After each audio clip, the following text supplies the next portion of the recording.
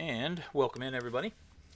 We are here with plans to do a hopeful weekly live recap show in the OFL. This will be similar to what we have done in the OCC in the past seasons, with some guest hosts here in Ethelred and Khornight, both over in the EU time zone. So welcome into Ethel and Khornight. Hello. And the plan will be, if things work out, hopefully we can do this every Sunday afternoon or early evening if you are in the EU. We're going to do just a quick recap of the week's matches in the AFC conference and the NFC conference. We won't get too deep into those. Just do a quick look at the results and what the rankings look like. And then in the WFC and the LFC, which is where all of us are located and playing our teams, we'll do a little bit more in-depth review in there to kind of go over the results of our game for the prior week, and then also looking at the results in the rankings. So kind of similar to what we did in the OCC, just for the OFL. I mean, like, assuming people have watched your stream have watched Ethelred's stream as well, right? I would assume most have, yeah. Or have at least seen the OCC review. And for those that haven't, for those that are more just into the OFL, this is kind of what we do. You'll kind of see what the format is, and it'll be fun. And hopefully we can do this on a weekly basis. Might miss a week here and there, but that is the plan for now anyway. So, is there a streaming channel in the OFL Discord? Should we have posted in it already? I did actually. Yep. Okay, cool. Down at I must have it. It's down the bottom. Yep. Yep, and I've got that posted, and hopefully over the next few weeks, once people start getting used to this, they'll be able to start jumping in and watching. We've got a loyal fan base and fan mail and free gifts and everything. I think basically once people listen to our wisdom, then I think that naturally will appear, right? Yeah, they'll fall in love with it for sure. Yeah. All right. So with that said, on the stream, let me just make sure over here real quick that this is actually up and going. It is perfect. I'm also recording this so we can get it up on YouTube's later. And I don't know if either one of you have a spot where you put videos like that, but if you do, I can always get you the recording. So you could upload it on yours as well. I think. I don't know. I can't speak for Ethel. I actually do have a YouTube channel, but basically, it's dead. I hardly post on there. It's it takes effort, and you can just like leave the VODs on Twitch for like 3 months. Yeah. Yeah. I'm the same. I've got YouTube, but I haven't used it for ages. So gotcha. Okay. I do keep some old VODs on like when I used to stream. I kept the VOD locally on a hard drive, and right. So I still have a few from every sort, which I keep forever, and fill up hard drive space with. Same way here. So, all right. Well, with that said, let's start looking at the AFC here, the first conference. I've got this up on screen, and we are in week 1. So just go over the results real quick and what team or races each coach is playing. So first result, which was a 1-1 draw, was Kalis Rael, who is playing Underworld, and Squirm's Bone Thugs, which I believe is Undead. Yes, Undead. So Undead and Underworld in week 1 went 1-1 on the draw.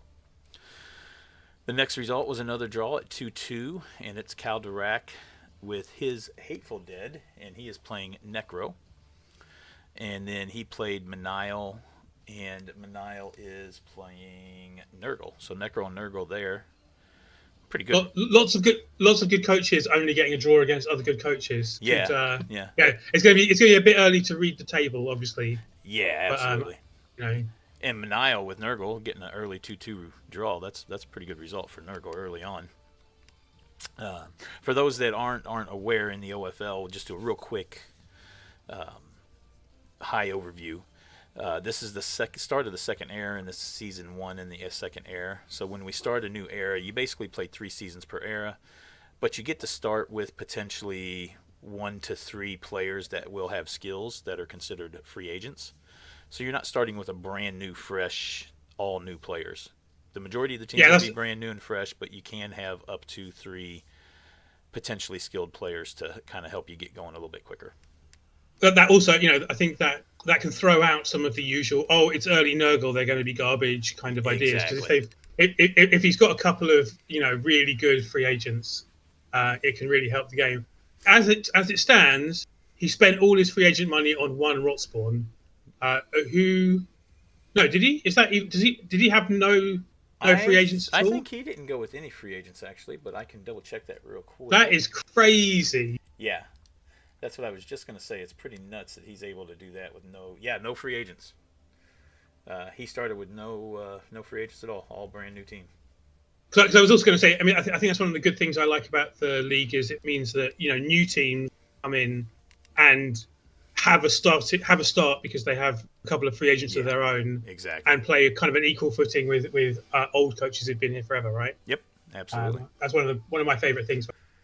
And we can kind of show some of our free agents that we started with on our teams when we get to them, but yeah, that's the general concept. And there's a bunch of other stuff that goes on in this league behind the scenes with a lot of different things. So it makes this league a very fun and interesting league to play. It's not your normal cookie cutter type of league. Yeah, absolutely. It's I think that's the main feature of the OFL, isn't it? Or the extra little bits that we've got make it a lot more fun. Yep. All the work that Spider does to Absolutely. It's not just me. There are a couple other admins that do help occasionally with things. So, and shout out to Uldrig and Weljamir on that, as they're the two that I'm mentioning specifically. But yeah, I do the majority of the work, and it's worth it for me because I like to see the payoff, and the payoff is everybody gets to enjoy a really fun and different league. So, yeah. But yeah, cool. It closely mimics for those that are in the Americas, and even those in Europe now that are starting to get more of a glimpse of the American Football League, the NFL. That's what this league is supposed to represent. It closely mimics the NFL as much as we possibly can, obviously, with the tools that we have at our fingertips. Blood Bowl's existence kind of came about because of British people getting NFL and college football as well on TV in the 80s, and so a lot of people who didn't really know much about it were interested in it, and that's where I think also the people at Games Workshop who made a game about it did so because they'd seen it on TV at 3 a.m. When it was shown here. Hence the common term of Blood Bowl that's the most well-known term is Nuffle, which is a kind of abbreviation of NFL. NFL, if you say it out in a word, could sound like Nuffle. So it's the opposite of an abbreviation, isn't it? Yeah, the opposite. Exactly, yeah. So that's kind of where the term Nuffle, I believe, came from, if I understand the history of 100%. Yeah. It was a dwarf and an orc in a battlefield finding a book that had 3 letters on it. That's how they pronounced the god on their what they thought was the Bible. Yep. It was in fact the rule book. So yeah, it's interesting how this game came to be, and that it's based loosely, or not loosely really, kind of more based off of NFL.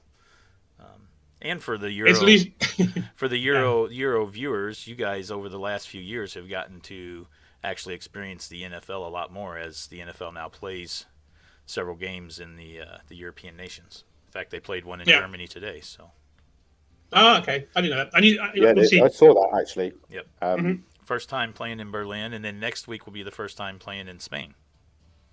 Because I was going to say, I know they've been playing in London fairly often, Yep. But I didn't know they'd gone to outside of London. Yep, they've had a few spots outside of London now, and I think the ultimate goal. We're kind of getting off track here, but I think the ultimate goal is hopefully within the next few years to maybe be able to expand and get a team in Europe, or maybe even 2 down the road. So I think that's what this is all being done and set up for. if there's anything we're famous for on this podcast is not getting off track and to the time. Yep, absolutely. All right, so with that said, let's get Absolutely. back into here. Yeah.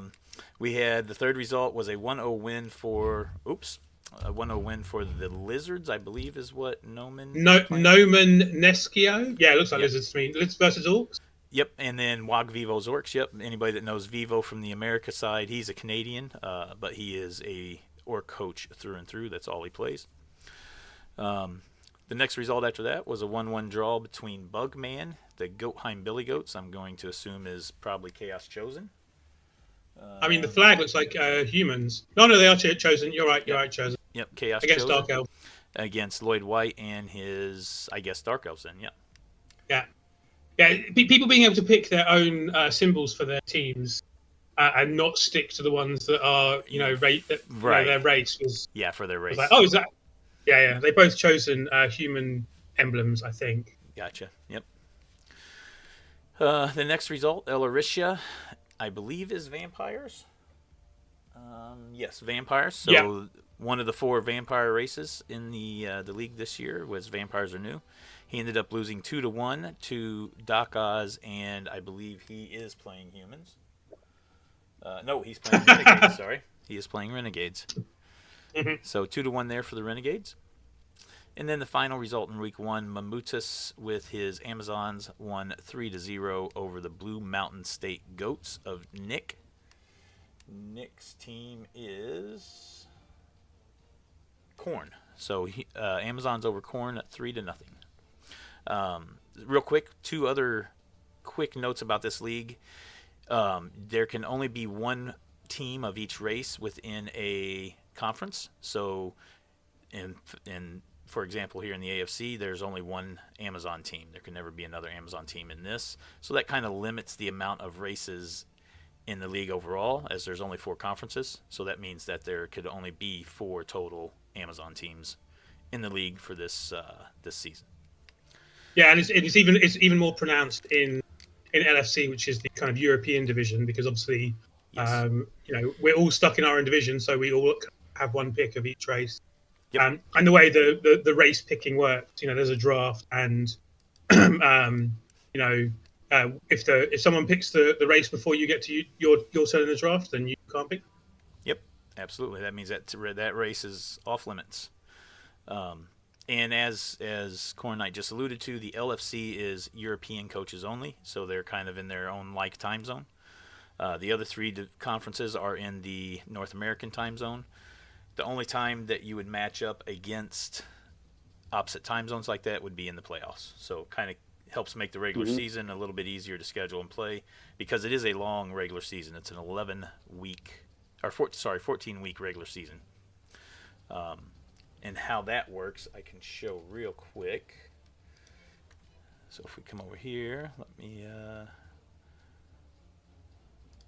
do this real quick, and bam, there we go. So on my screen you can see in the AFC conference we have 3 divisions: an AFC North, an AFC Central, and an AFC South. So how the regular season works, you will play every opponent in your conference. So you'll play 11 games against every opponent, and then the last 3 weeks you will play the 3 opponents in your specific division a second time. So for instance, in the AFC South, Manial would play Walshy, Kalis Real, and Elaricia twice. That way it kind of helps you develop a little bit of a rivalry with your own division mates. And again, attempts to mirror the real NFL, right? So that's, correct. They each play their own division once and one conference once. Do they also play 1 game randomly against people outside their conference? Yeah, they play more than 1. They play several random games outside, and they'll play in the other actual division as well. Like there's the AFC and the NFC. So NFC teams will play AFC teams throughout the season. But yeah, it's tries to mimic the NFL as much as we can. Like I said, with the tools that we have at our fingertips. Yeah. All right, so week 2, Cal Dirac beat Kalis Royale 2-1. Squirm won again 3-1 over the Lizards of Nomen Nescio. I mean, the team's called the Gizzards, right? Gizzard Lizards, yeah. Yeah. Great band. The Nurgle of Manile tied with the Chosen of Bugman 0-0, so that looked like that was kind of a boring game. Vivo's Orcs tied 2-2 with Elaricia's Vampires.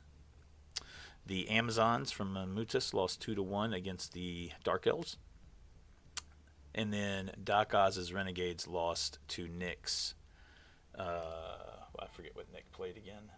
Khorn. So the Khorn get the win here, 1-0. And that catches us up through week 2.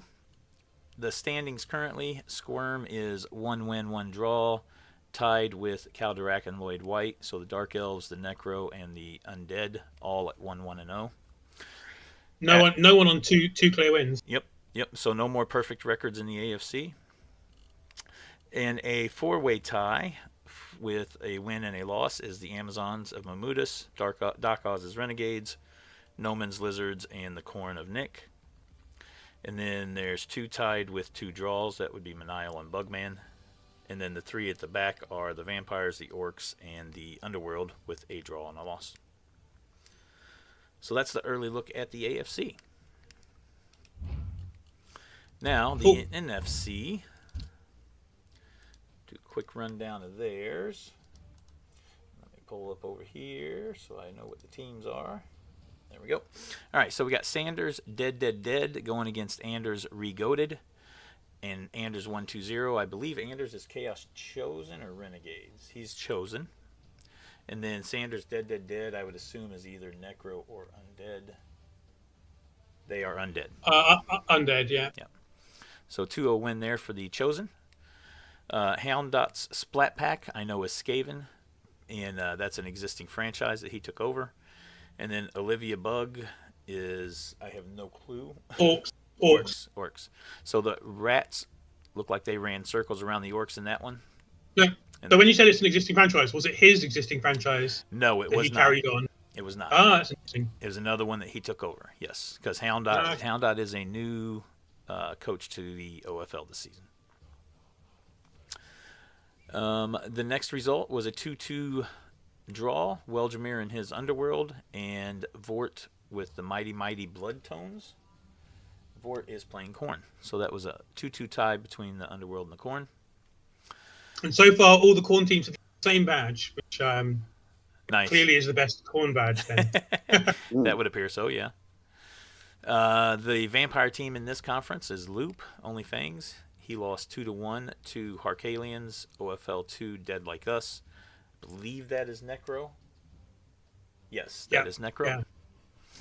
Laz and his 11th Street Kids won 1-0 over Colon and Medusa. That is an existing Amazon franchise that Colon took over. Laz, I'm not sure who he is.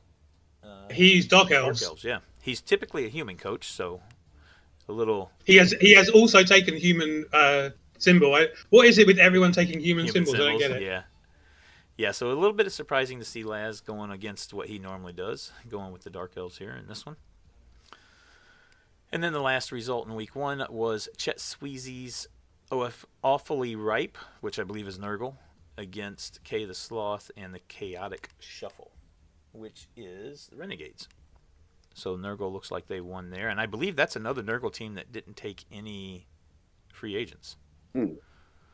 It's hard to see now because... no, they've got... I don't know if they didn't, but they've got free agents now.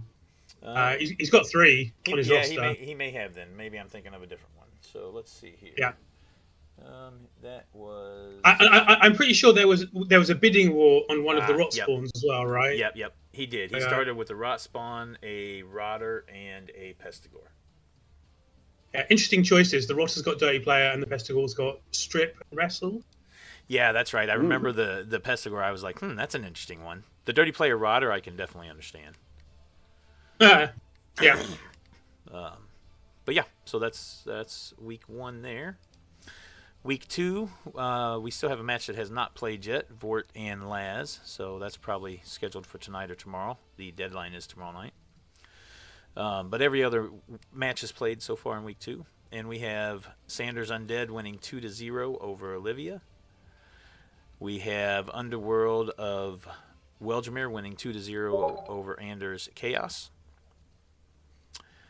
We've got a 1-0 win with Hark's Necro over the Rats. Lots of shutouts in this week.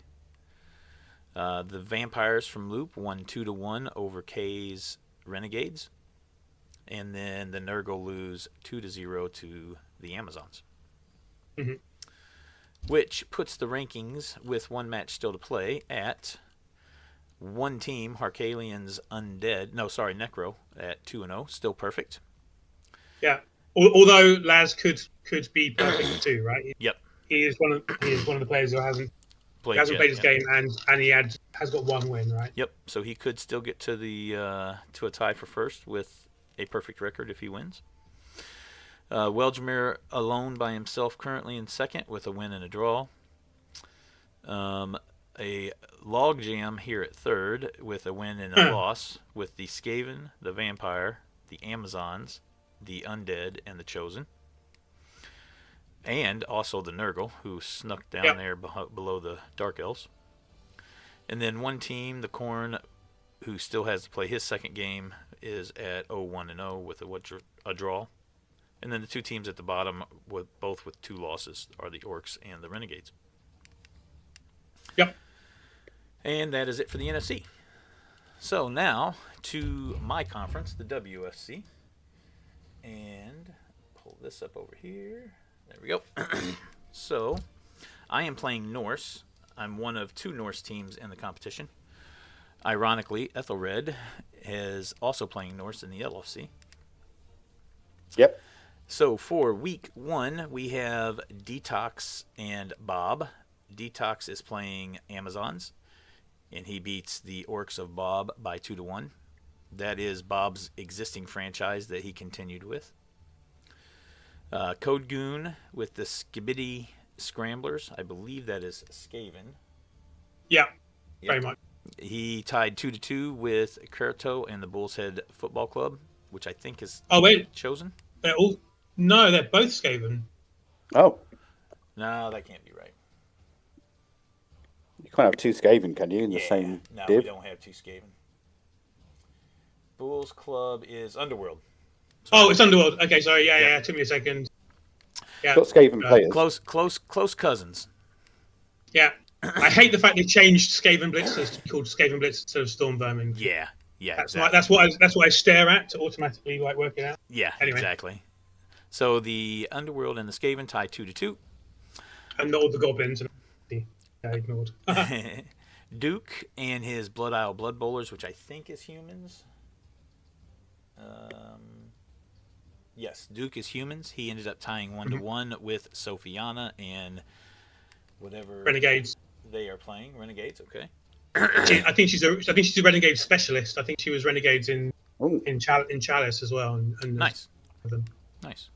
We'll come back to mine here in just a second.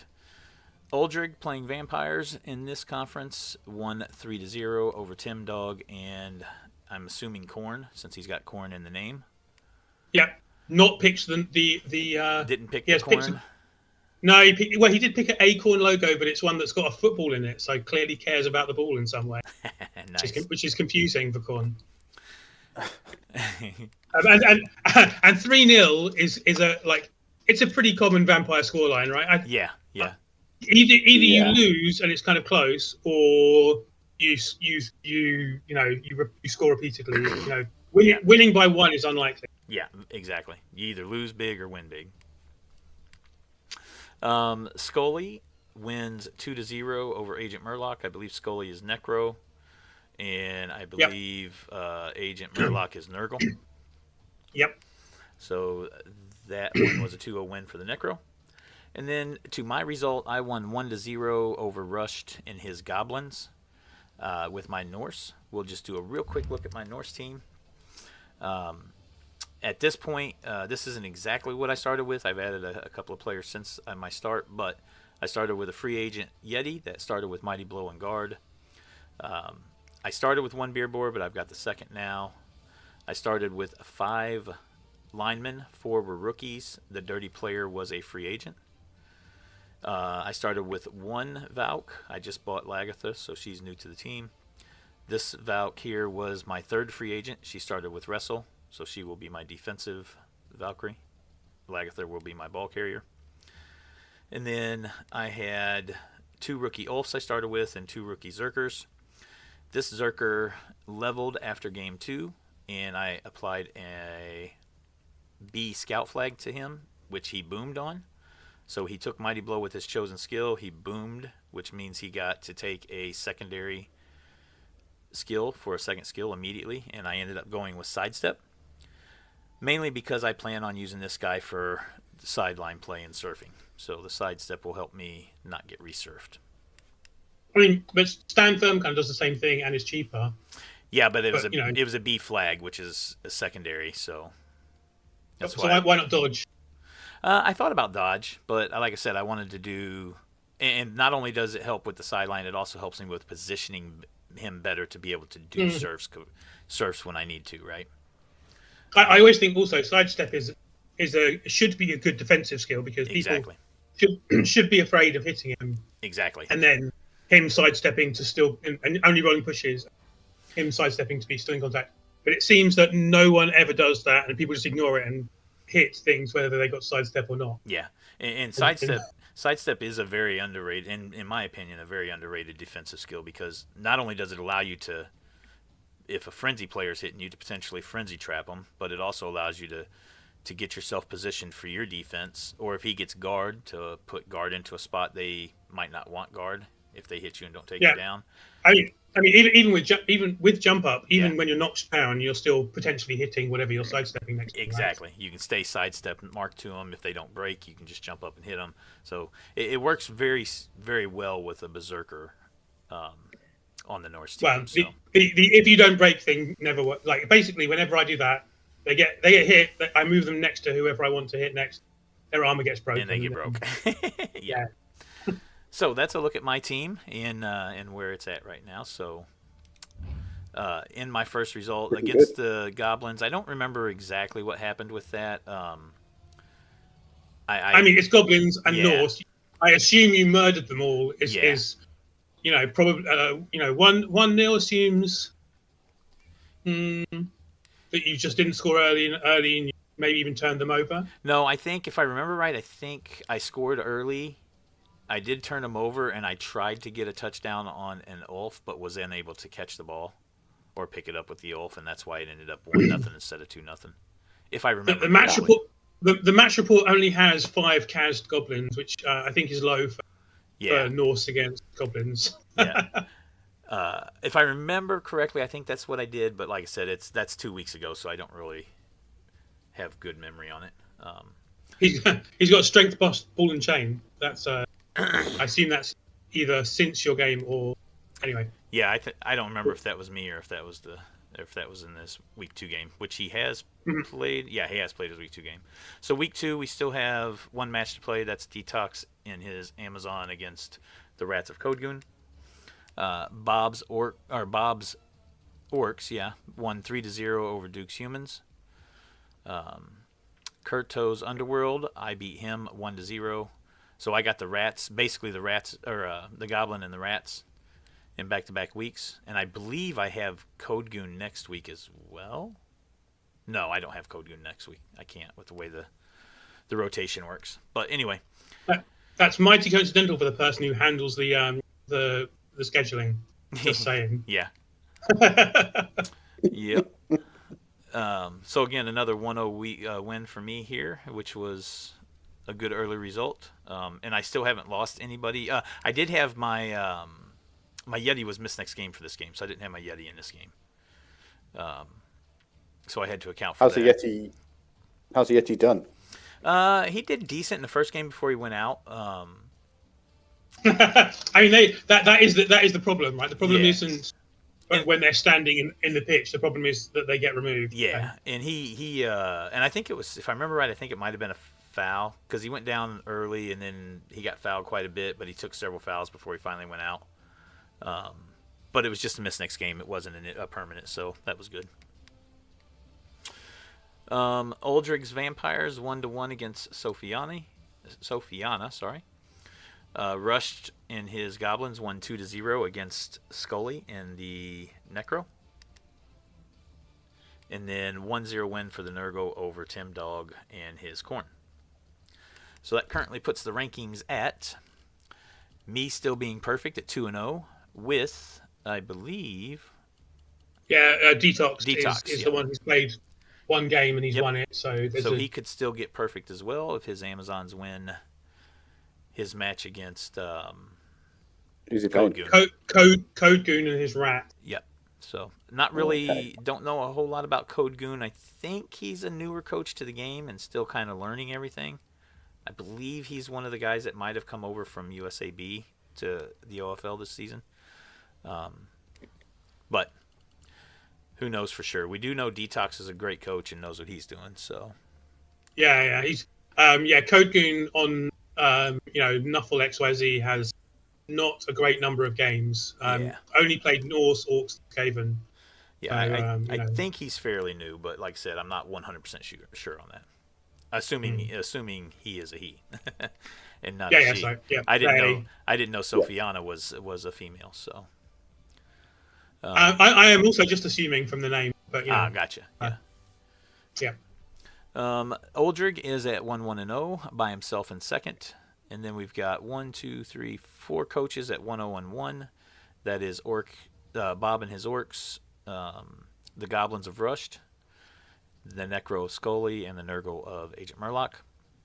Sophiana was sitting with 2 draws. The other coach still to play, Code Goon, is at 1 draw. And then 2 coaches with a draw and a loss. That's Kurto and the Underworld and the Humans of Duke. And then the Khorne, probably unsurprisingly, are 0-2 from Tim Dog. But the way this league works, it does attract people playing teams that will get stronger in the second era, right? Yes. Assuming, wait, are we going to get the reset for the second era? Not for sure yet. Just depends on the timing of when it all comes out and what all we're going to be able to do. I have a feeling we may have to completely start over, but we'll see.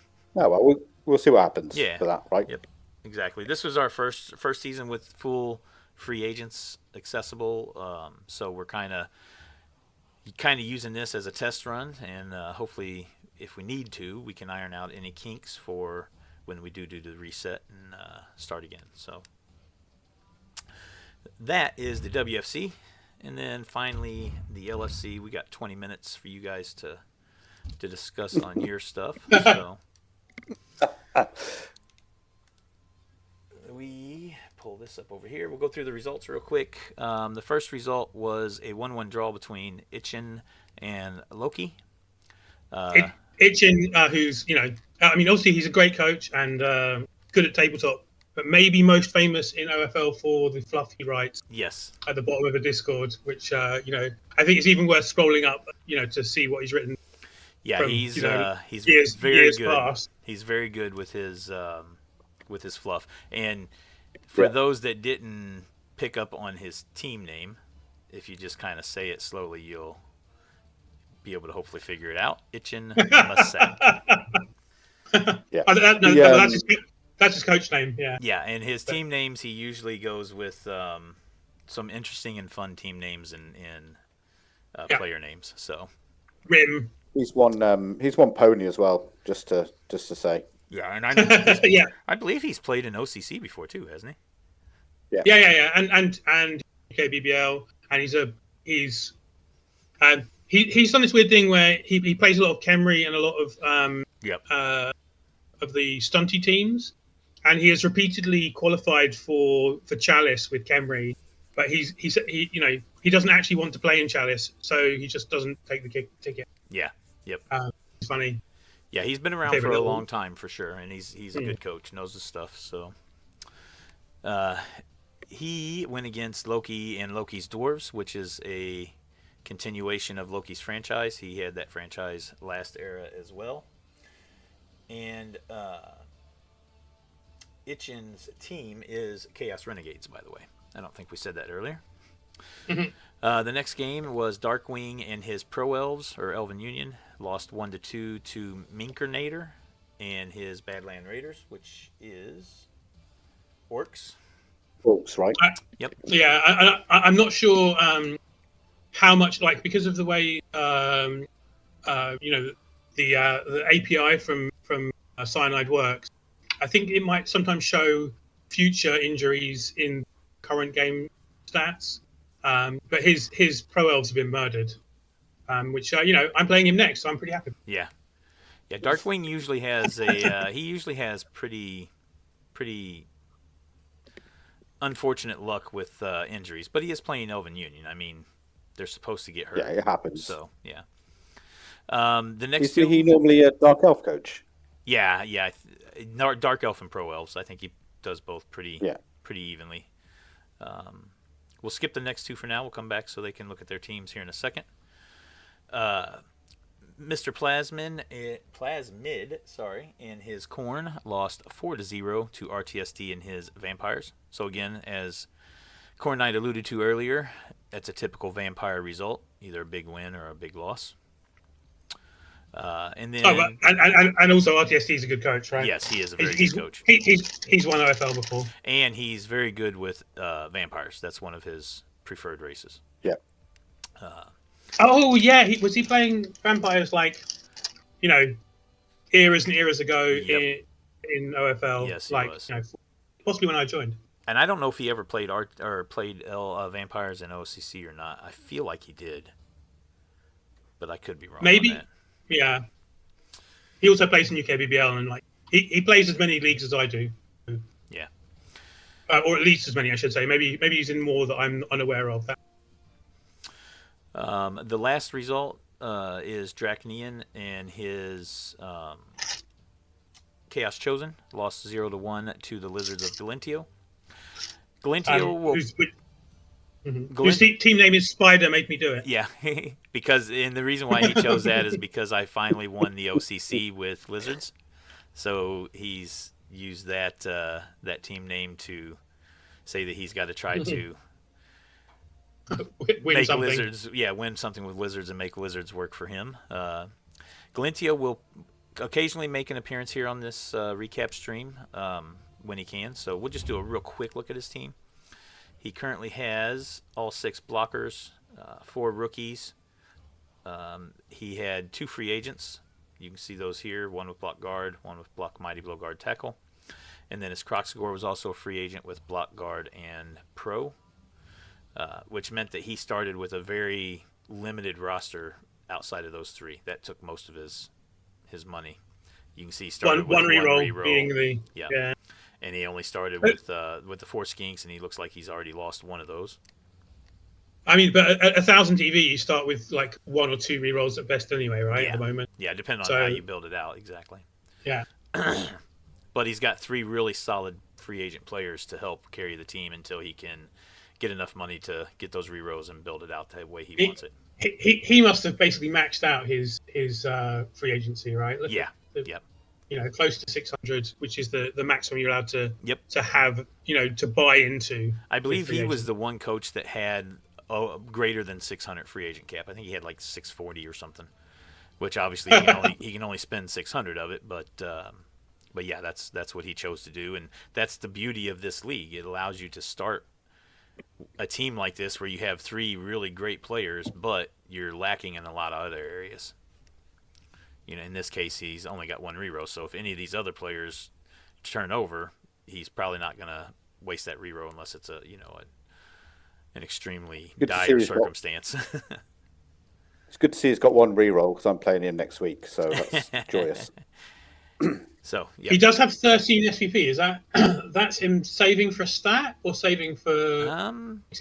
That's enough for a secondary, right? He could take blocker. He could just take. Yeah. Either one, or he personally, I like the randoming of secondaries, but yeah, especially on the skinks because they get SPP so quickly and easy anyway. Yeah. And you kind of don't want them to be collecting TV. You want all the TV to be on the Thauruses, right? So yeah, exactly. So rolling a shit skill and firing it and hiring a new one is actually it's a better way, right? Yep. So in that, my opinion. that is Galentio's team. Now Yeah, for no chameleons. yep. Now for Ethel and Khornight. Ethel, you're on first on the list with a 1-1 draw against the Nurgle of Matt. So we'll let you go through your team here real quick. Yeah, I was going to say that was a ridiculous game. I mean, it was a deserved draw because I just completely messed up at the end and should have marked a piece first, but I went for a blitz first, and then I obviously got double skulls, and then I couldn't mark the only player he had in scoring range, and he got an excellent Nurgle passing game, which meant 1-1. So I was a bit gutted. But yeah, it's I'm not that familiar with Norse, to be honest, especially in this new format, but I thought I'd give it a go. I got one free agent, which is number 1, and she's quite good, but I guess what I'm finding there is that she's very much a SPP hog, but yeah, we'll get there with the rest of the team. I've just upgraded Ulf as well. He's got block now. But yeah, the rest of the team's coming along. It's not too bad. I can't remember, Spidey, have you got a boar? I have two now. Yeah, I started with one, but I just bought a second after my last game. So yeah, I think for 20k to have even if you never actually put them on the field, I think having both of them is worthwhile, right? When you're down players, having someone who can fill a space is still worth it. And even if you only stick them on the LOS on turn 16 when the opponent's going to punch them, kill them, you're like, well, if they die, who cares? It's 20k. Yeah, exactly. Yep, exactly. But then sometimes I do play them. I usually will have one in defense, and they can win games on their own when they randomly just pick up someone who's ends up in contact, and you can't count on that, but the times that it happens is very nice and makes it it definitely makes it, because I've had games where my opponents didn't even think about it and they knocked the player down, like my Yeti or an Ulf, and then boom, the boar stood him up randomly, and I remember one specific occurrence where an opponent knocked an Ulf down and he left it to where if my Ulf stood up, I could clear a hole with him hitting and then a blitz and get to their ball. And I did that, and it cost them the chance to score and to draw the game. So I won the game because of it. You do want to protect them, though, because they are, people love hitting them, and they will leave the pitch fairly rapidly. Yep. Which can be problematic. But, the chance to randomly roll a 5 or a 6 and your opponent have made the mistake of leaving a downed player based. Yep. Or even just leaving them in a spot where they can take advantage of moving them the full 6 movement to get an assist or whatever. It definitely makes for very interesting strategies when they're on the pitch. That's for sure.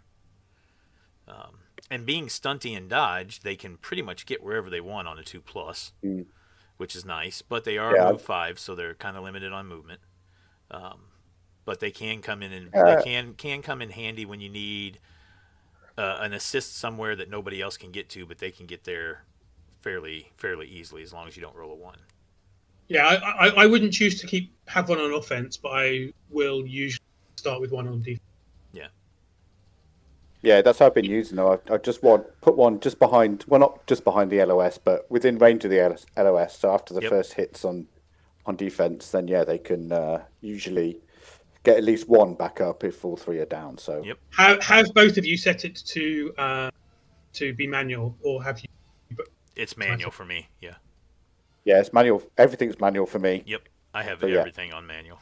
Absolutely. I actually have it on automatic because I feel like it happens so rarely that I don't want to stand up that I will suck it up. And I've almost never had it that someone stood up where I wasn't happy that they stood up.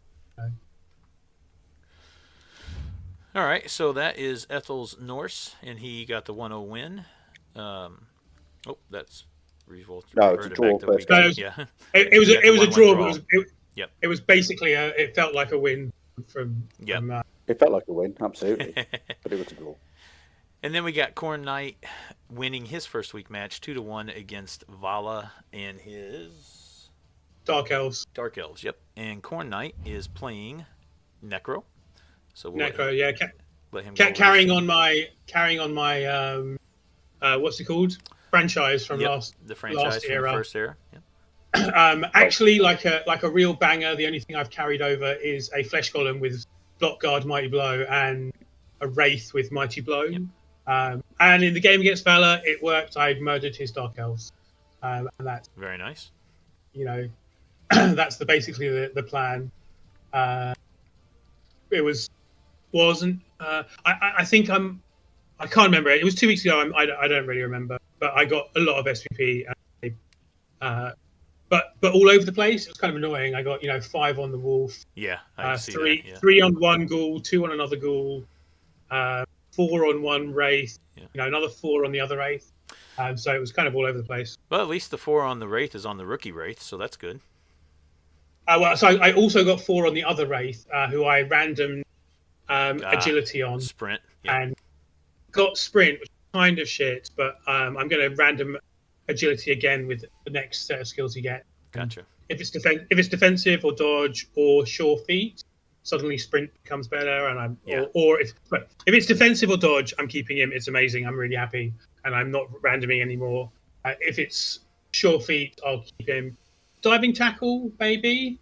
But lots of the really bad ones for him, he doesn't get because he's got no hands, right? So no catch, no diving catch. Yep. No thinking of the ball. That makes sense to do the ads random in that sense, yeah. Sneaky gate would be terrible. Yeah. Yep. Very Live nice. and die Very in the nice. randoms. And it looks like you've already determined where your scout flags will go once they get to that point to level. I mean, I put them in. I know we don't have to follow that, right? At the moment, that's just a name.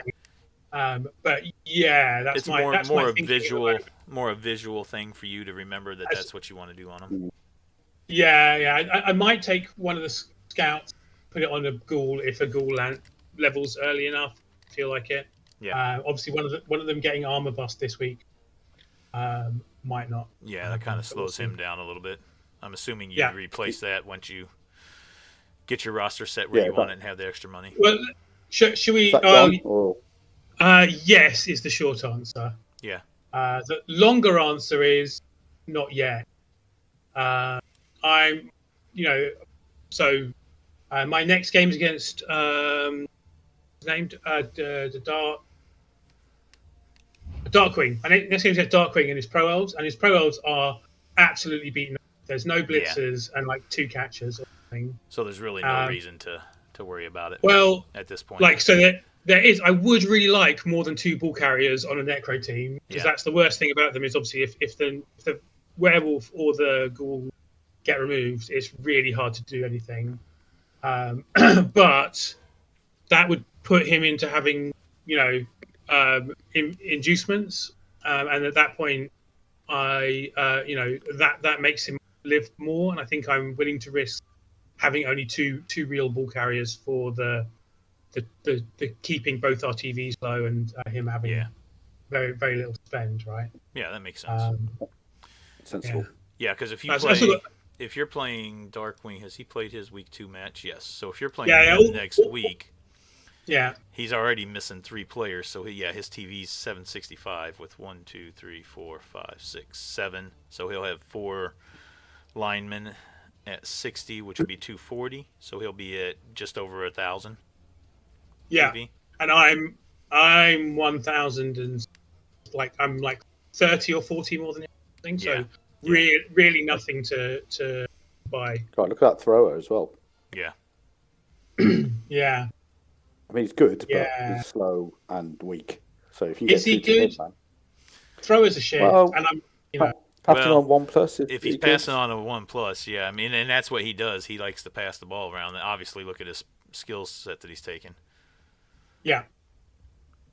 So he probably just plays with him until he dies, and then he starts another. Don't forget they've got Nerves of Steel as well, Khornight. I know you probably won't, but this was one of his free agents as well, the thrower.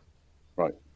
I may have played a little bit of Pro Elves previously in OFL, and I may have even won OFL with Pro Elves. Pro Elves at one point in time, Yeah. All right, well, we got just a few minutes left, so let's finish up this round, week 2 results real quick. Those Pro Elves we were just looking at tied 1-1 with Itchin and his Renegades. The Nurgle from Matt tied 1-1 against the Dwarves with Loki. Minkernator's Orcs lost 0-1 to Khornight, so that was Khornight's second match. Do you remember anything about that game? Yeah, it was tougher because it was Orc, and I didn't remove anything. I feel like well, I'm not sure. Maybe I played better, but I was lucky in some places, and he was unlucky in some others. So Gotcha. maybe it was the dice. It's really hard to judge. Especially looking back. I think I deserved You're the probably win. really lucky. You're probably really lucky. Yeah, I think I was really lucky as well, but like I still think I deserved the win. Nice. And Ethel's Norse won 2-0 over Mr. Plasmid and his Underworld. Was that what he played? Corn. Okay. Corn. Nice. Corn. And what do you remember about that, Ethel? Well, if I tell you by turn 2, Mr. Plasmid had used up all his rerolls, then yeah, that kind of sums it up. all you need to know, really. So, yeah, he really missed block because he didn't have it anywhere. Gotcha. And, so lots of red block dice then. Lots of red block dice, and which is that's the bane of the existence of an early Khorne team, right? Well, until they start getting block. Have a look at his Khorne team as well, just to see, because he is running only one Khorne Gore, so he's gone for almost maximum frenzy. Yeah, the 4 Seekers. Yeah. I mean, the Seekers are really important, but like one Khorne Gore is a scary proposition. Yeah, I think my typical starting 1,000 Khorne team is, I think it was 2 Seekers and 3 Khorne, either 2 or 3 Khorne Gores, and then the rest linemen. Wait, did he have no blood spawn? Or like, what did he spend his TV on? Yeah, right? what did he spend his money on? He must have I'm had something, looking and then maybe it died, right? Yeah. Bloodspawn died week 1. That's what happened. So yeah. Oof, yeah, that's rough there then. Yeah. I tried. I stomped. Yeah. I stomped on that Khorne Gore's head loads of times to try and foul it off the pitch, but it just wouldn't get injured as well. So he did not have any free agents, so he started with a rookie blood spawn. But yeah, losing that right off the bat, that's rough for a starting Khorne team. That's right. I do think Khorne are kind of better without the Khorne Gore. Yeah. But sorry, not the Khorne Gore, the Bloodspawn. Yeah. But only because you can take rerolls and have more Khorne Gore.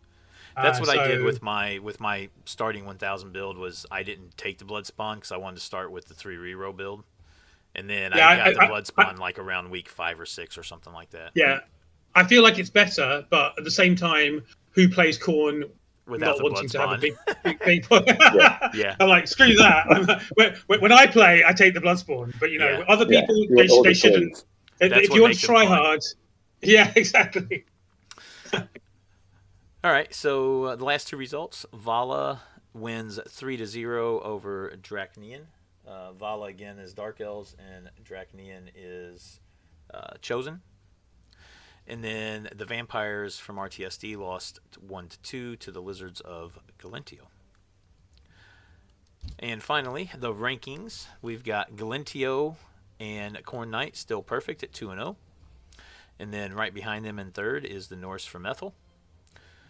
I got 3 guys tied at 1 win and a draw. That's the Vampires from RTSD, the Dark Elves, and the Orcs of Vala and Minkenator. One win, 1 loss. That's the European way of showing results. Anyway. 3 with 2 draws only. That's the Dwarves of Loki, the Nurgle of Matt, and the Renegades of Itchen. That seems about right for those races, right? To just continue getting draws. Yeah. I mean, it's right for those races, but I would put those 3 coaches above me and possibly Galentio. So it's they're definitely good coaches for sure. Yeah. Yeah. Have they all? Absolutely. I think Matt has won OFL before, right? And I believe so. Yeah. And Loki did too in the first era, I believe, with these dwarves. I believe he won either season 2 or season 3. Yeah, and RTSD has as well. Yes, I don't know. He won. I don't remember if he won in Blood Bowl 3. He definitely won in Blood Bowl 2. I'm pretty sure.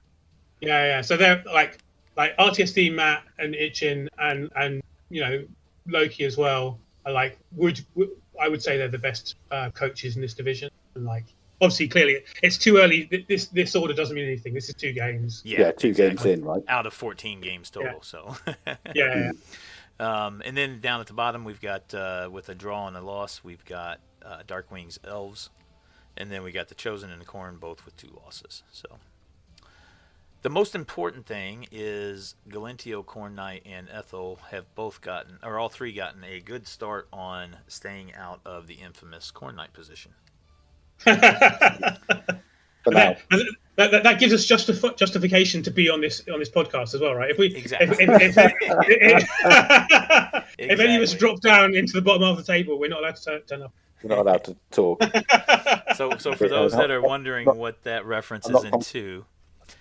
One season in the OCC in the top tier, the championship tier, Khornight finished dead last, and we one time, and in the top tier of all the places to come last in. We very, very quickly jumped on razzing him and giving him all kinds of shit about that, and we henceforth from that time declared the last position in a division to be the Khornight position. I've suddenly realised that this is another league where now this can become a thing. We have to carry it over, right? Can't avoid it. You can't avoid it. Fine. Hey, you're forever going to be known for something, Khornight. Yeah. Not winning the league once, but for finishing bottom of another league. Yeah. Not even bottom. Finishing 10th in a 130 player league instead. Yeah. All right, so that is going to be it for this one, guys. We did have a hard. Look at that! Look at that for timing. Look at that! Yep. But, we sidetracked. Dead on. Yeah. Yeah, sidetracked just a little bit, but that's perfectly fine. So, I guess we'll try and do predictions next week, right? Yeah, in future weeks we'll hopefully won't have the hard set deadline. I just had some stuff going on with my family. I needed to stop at 2 today, so hopefully. We also spend quite a lot of time talking about the intricacies of the league itself, rather than the actual events, right? So yeah. So we'll get a little more deep into that, and we'll do some predictions and stuff for future, for the next week's games, things of that nature. Yeah. But for this one, since this was the very first one, we just kind of wanted to give a quick review of each conference and kind of what's happened with scheduling and the rankings, and we'll continue to do that really quickly in each one, and then we'll spend more time just specifically on our teams and our matchups and kind of go from there. And yeah, that's the plan. Cool. That's the plan. Sounds good. So thank you very much, Khornight and Ethel, for jumping in, and we'll plan on doing this again next Sunday if possible, if everybody can. Probably around the same time frame.